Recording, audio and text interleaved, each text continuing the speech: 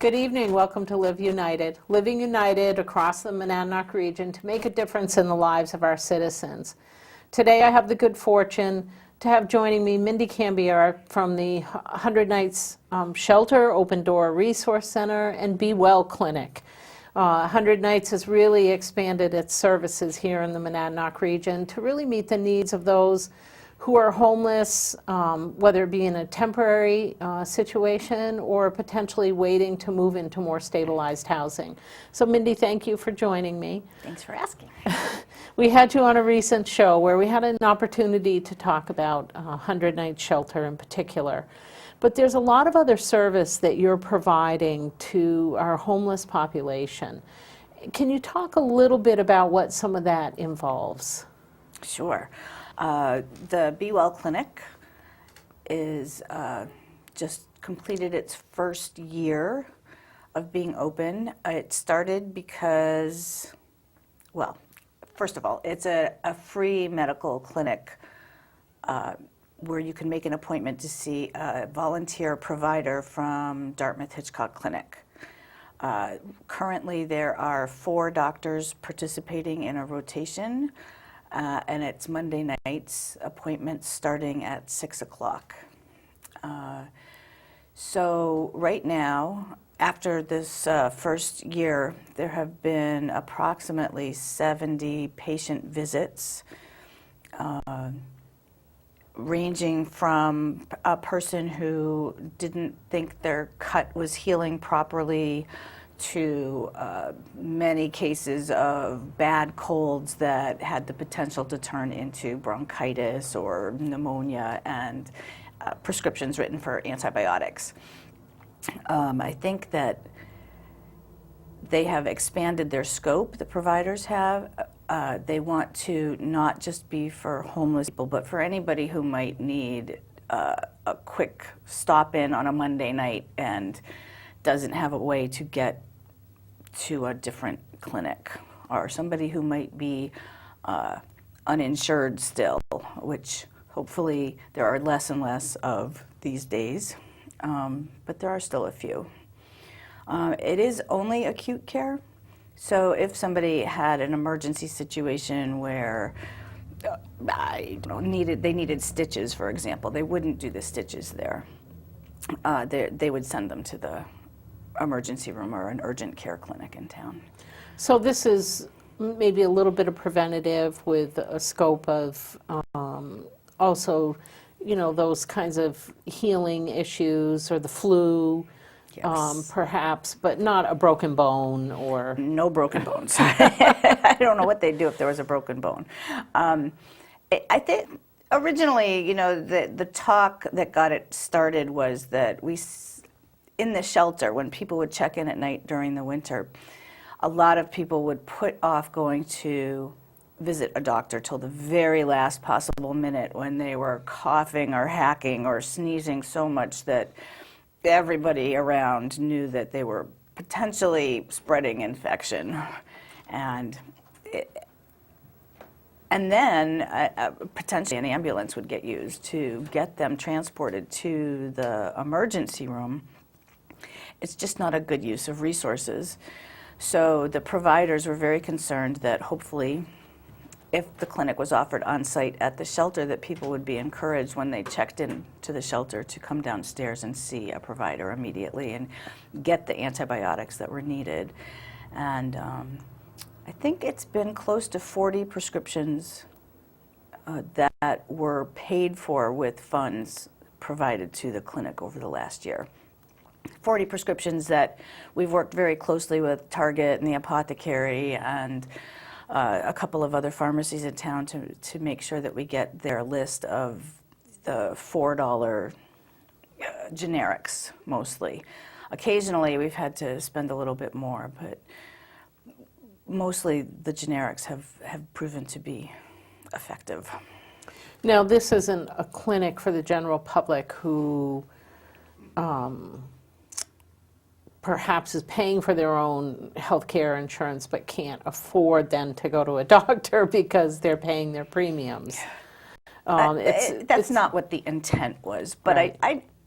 I don't think the doctors would ever turn anybody away. There are a truly dedicated bunch of people who really just want to provide a great service. But the intent really was to help the homeless population at the shelter and the more on the edge population who didn't have insurance at all.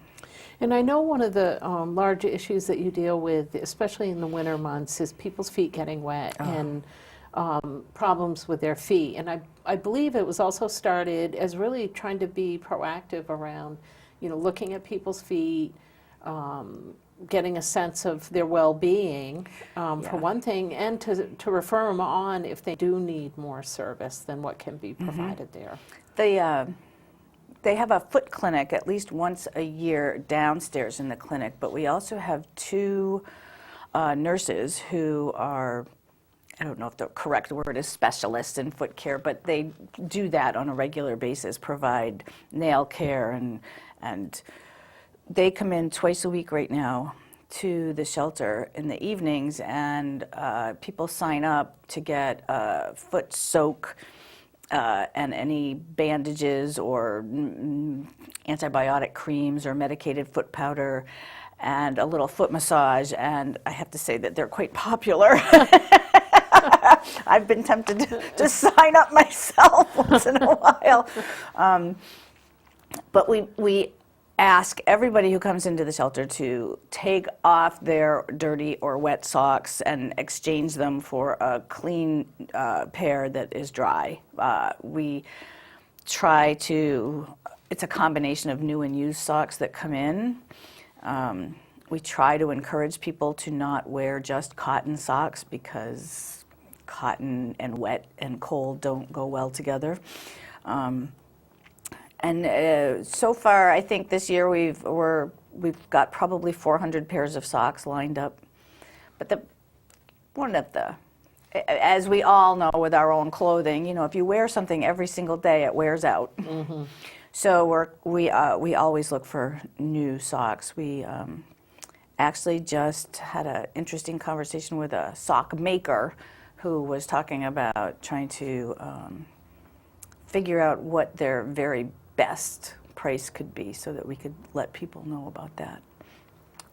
The other thing that goes along with the socks, of course, is that people also need shoes that don't have holes in them or aren't falling apart so that their feet could stay a little bit drier. So we always look for used boots. So something for our audience to keep in mind, if they have wool socks, any kind of socks that would wick moisture away from the body. That includes clothing as well, I know. Mm-hmm. So boots, coats, wicking types of thermal underwear. Yeah, anything like that. So wool socks are very valuable. It's a great project for a group out in the community to think about really getting involved in. So any of you students out there looking for a community service project as part of your high school graduation requirements, is a great opportunity to work with 100 Nights on a project like this. So you have the Be Well Clinic, and that's being utilized. It's great to hear that it's really addressing a need that's out there.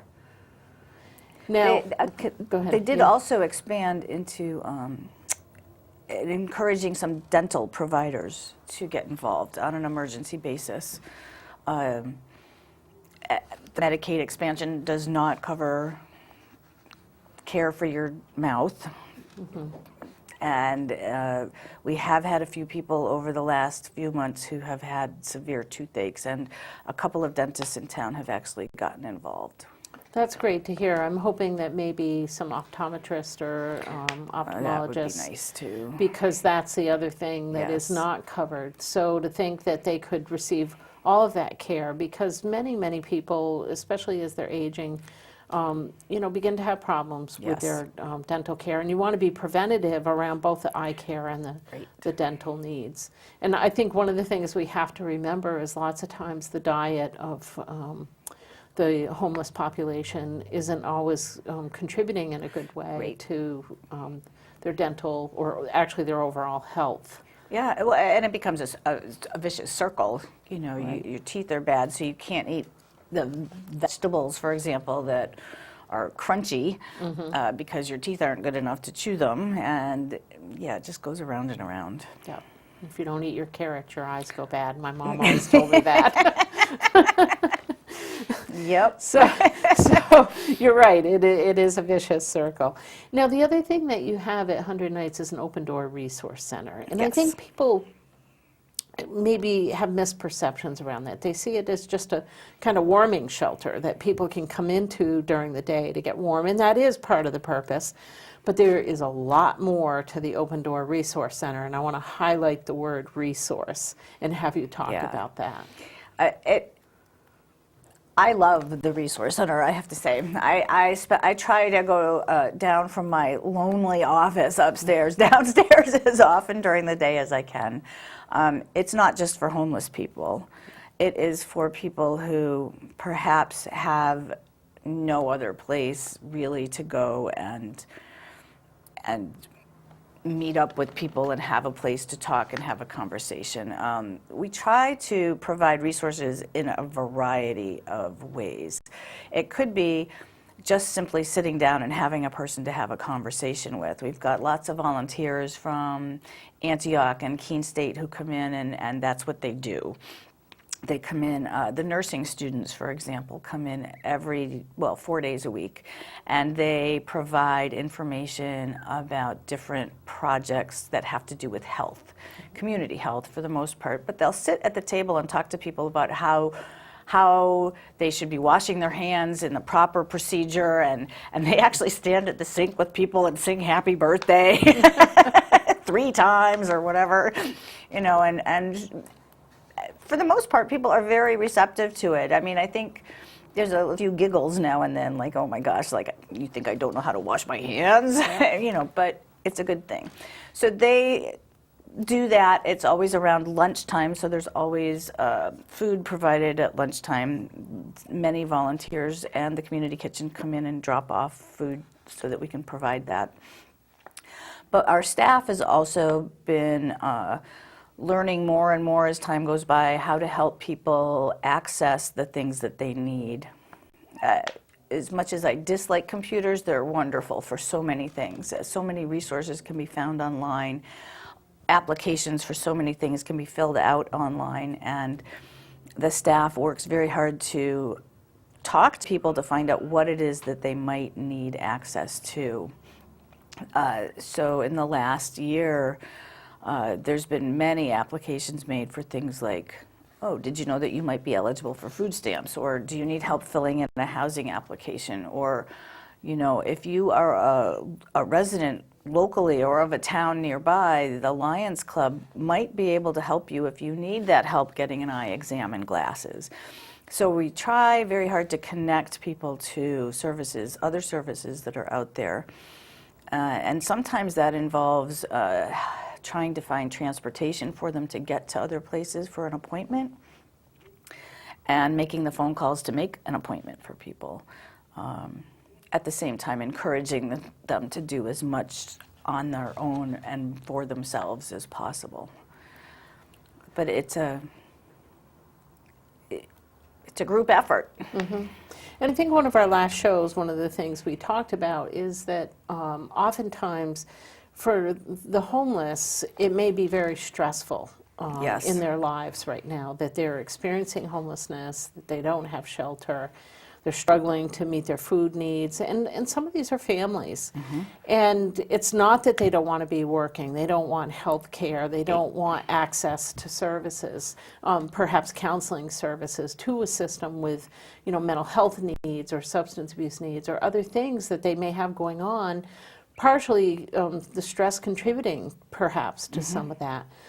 And the Resource Center is really a place where they can go and receive assistance with that. And I think about, we have to fill out at the end of every year all of the paperwork to reapply for our health care. Great. And it's challenging. It's challenging to go through the plans and It figure out is. what's the right one for your family. Great. And what are you going to be able to afford, and just all of it. So I would imagine that that's a very valuable service through the Resource Center. job seeking. And I know Yes. they can go over to the Department of Employment and Training, and that's an option. But you're providing it right in a downtown environment where people may already be coming for other service. So really a great opportunity to fill out job applications, fill out paperwork for assistance, and to get referrals to different organizations to meet your needs. We also have and I never know whether I think of it as being part of the clinic or the resource center, but we have counseling students going for their master's degrees at Antioch who come in and provide supervised counseling, mental health counseling to people who want somebody to talk to and have no other access to it. And that seems to be going really well. I would imagine, because like we were just talking, there's so much stress involved in Yes. trying to meet your basic needs day to day, that it's probably good to have someone to talk to. And also that social connection piece that you started out with, just being able to come and be in a warm place. Right. And being able to socially connect, have some of your needs feel like some of that stress relieved because some of your needs are being met, but also just that opportunity to be with other people, because one of the challenges that we hear about oftentimes is that the homeless can become suicidal because they're so isolated from other people. So really keeping people connected Yes. to their community, to each other. It's important. It is important, and I think we oftentimes think that may be important for a family or when you have kids and things. We have to remember that a lot of these folks that are homeless right now are families.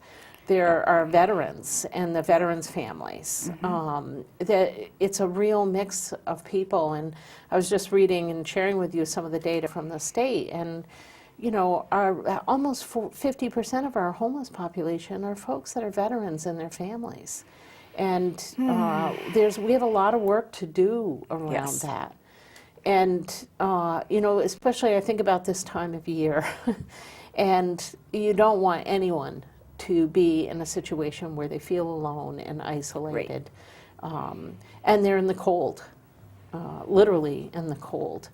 I think you gave a couple of years ago a great example, and if it wasn't you, it was maybe one of our volunteers who talked about, think about taking your coat off and stepping outside and standing out there for 5 or 10 minutes without any cover, and what that feels like. And that's what it feels like for our homeless population. The only thing that I wish was different about our resource center is that I wish I could expand it just a little bit on each wall. It gets really crowded. One of the other things that we have been working on at the resource center, more so spring, summer, fall than in the winter, but is programs in the afternoon to perhaps increase skills in one area or another. We have a wonderful volunteer who comes in on a regular basis, and she is trying to provide basic computer skills to people, which has been great. I wish more people would sign up for it. But I think that we're at the point where people might need more than basic computer skills. Pretty much everybody now can turn it on and figure out how to get to where they're going. But beyond basic would probably be a good thing. We had a program where we were trying to encourage people with more healthier living. So we were actually going on hikes once a week, up Mount Caesar, up to Goose Pond, with the idea that if people actually stuck it out for 6 to 8 weeks and went on a hike every single week, that they would potentially end up with a pair of shoes that would last them through the winter. And we found that, I may have told you this already, that people told us that they walked already 5 or 6 miles a day because they don't have transportation. So we switched it a little bit and now are trying to concentrate on picking up trash along the bike path or whatever with folks who want to get out there and potentially earn their pair of shoes. Nice. So trying to improve them as we go along. We did a woodworking class for a little while, and people love to be able to make a gift that they could give to somebody, especially if you have no money to buy anything or make something on your own. Right. It's a nice alternative. But definitely keeping in mind the growing of skills part of it is where we would like to focus, and are absolutely open to anybody who has ideas about that. Well, I think there's a lot happening in the community, really trying to focus on how do you help with some of the financial literacy or empowerment of people to help lift them out of their poverty situations or their homeless situations in this case. So I think there's a lot of good work going on about that, but there's still a need. 100 Nights opened on Thanksgiving Day. It did. And you're already at averaging, it sounds like, at about 20 a night coming in. What's the capacity? So we have 26 beds that are approved by the fire department. So we're not even into the coldest part of the year yet, and we're Right. already at 20 people. And you and I were talking before the show, because I know the United Way has been receiving calls, and this is actually a problem across the state. Definitely. And the capacity across the state has become very, very limited. And it's putting more and more burden on who's left standing in terms of services. And it's something that we really want you as citizens to be aware of, because when you give to 100 Nights, or you give through United Way, 100 Nights is one of the recipients of United Way funding. When you do that, it makes a difference in lives of individuals locally. And the need is local here, It is. but we are more and more getting requests from outside areas and from across the region, because the capacity is just not there for all the need that is there. So your dollars, your giving becomes critically important. And I know you have an upcoming auction. We do, And on Saturday. the 12th. So, you know, get out there and bid. Go online and bid. And yes, There are some wonderful items, I have to say.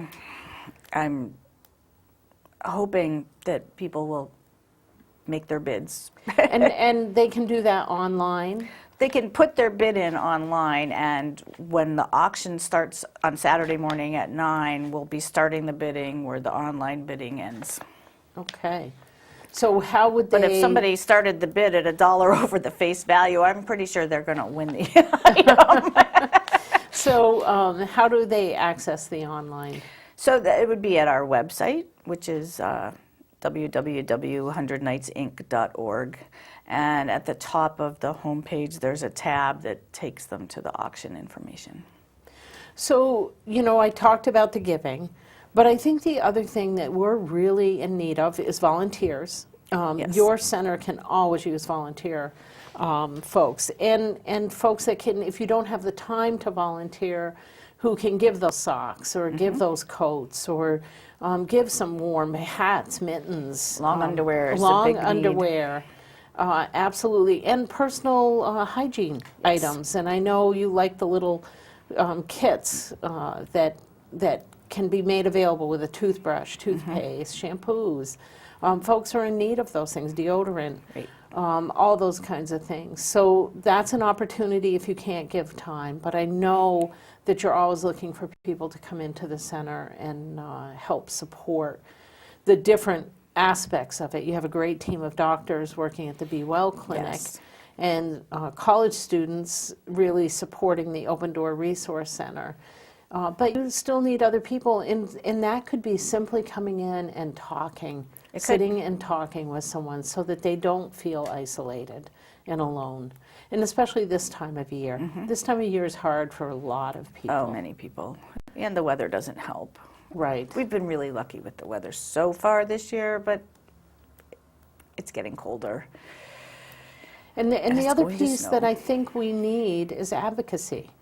You know, we're seeing, because we know that across the state there's a shortage of housing stabilization programs, shelters that may be temporary while people are waiting to get into those stabilization initiatives.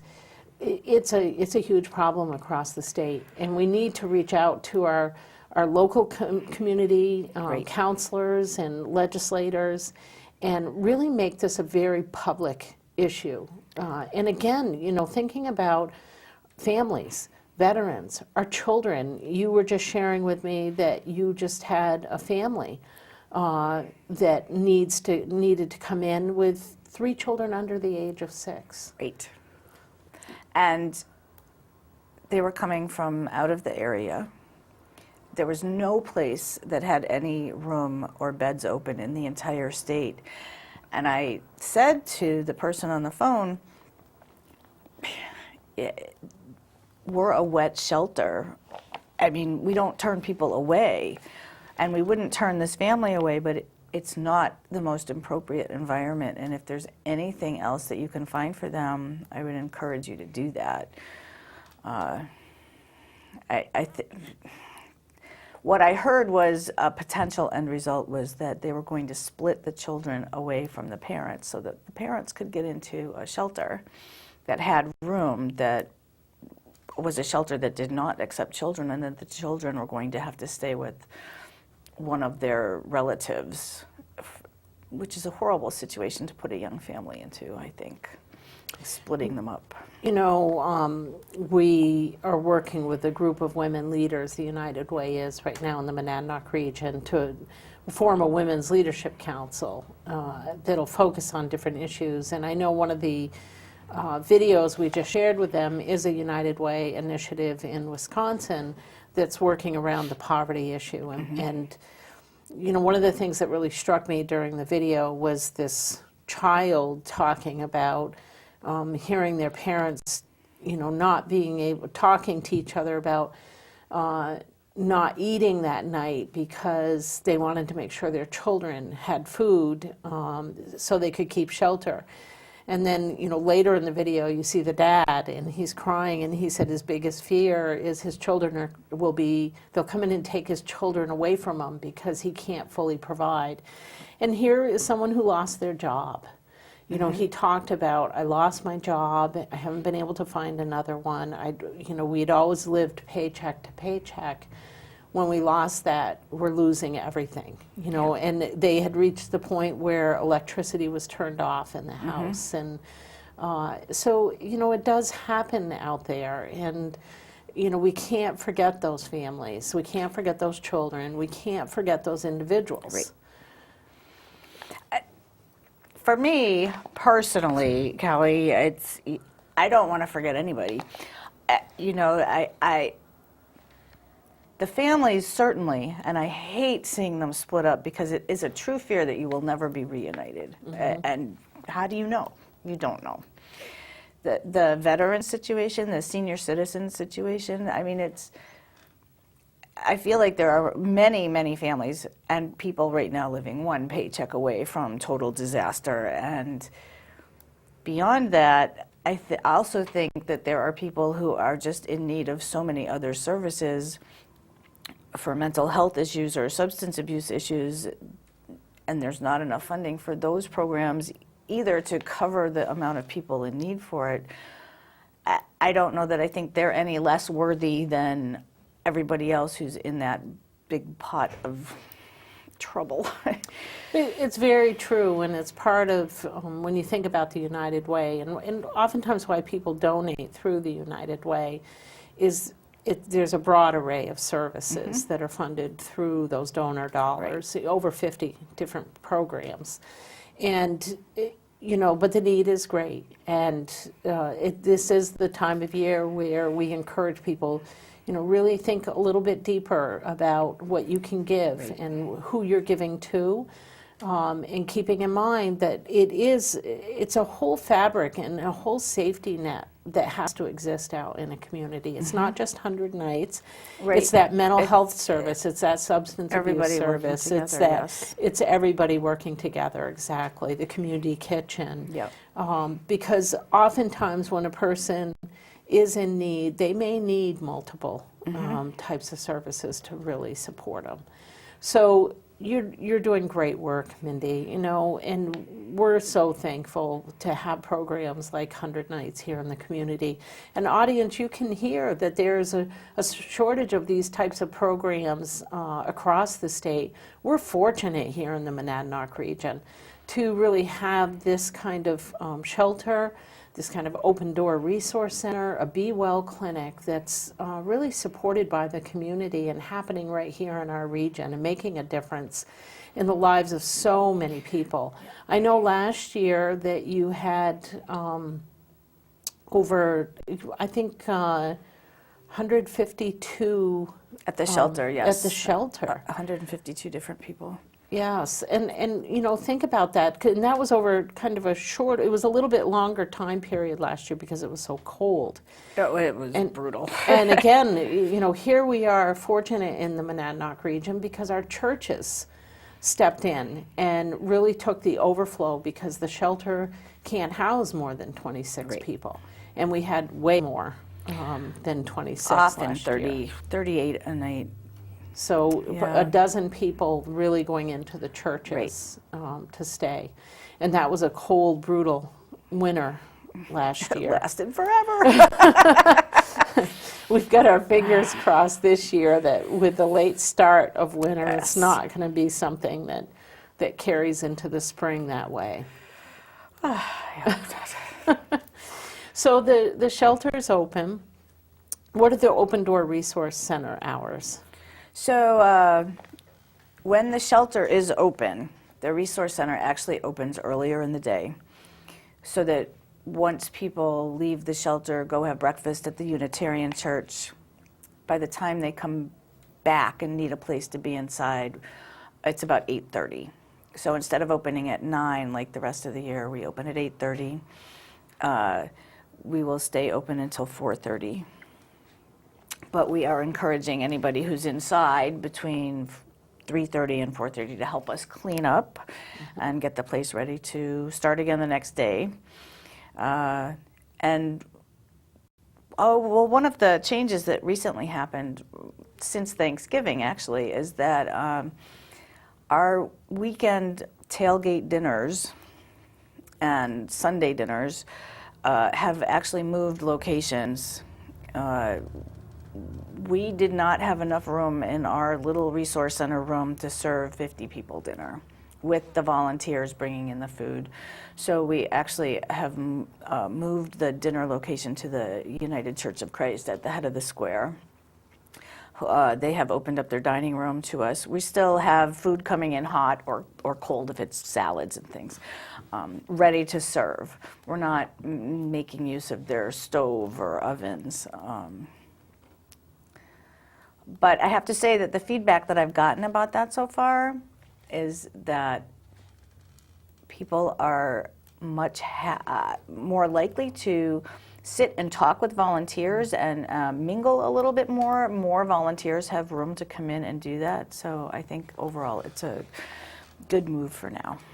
So Mindy, if people want to reach out to you, whether it's in a volunteer capacity or to know how they can be an advocate, how would they reach out to you? The best way is to either call 100 Nights at 352-5197 or send me an email at the100nightsinc.org.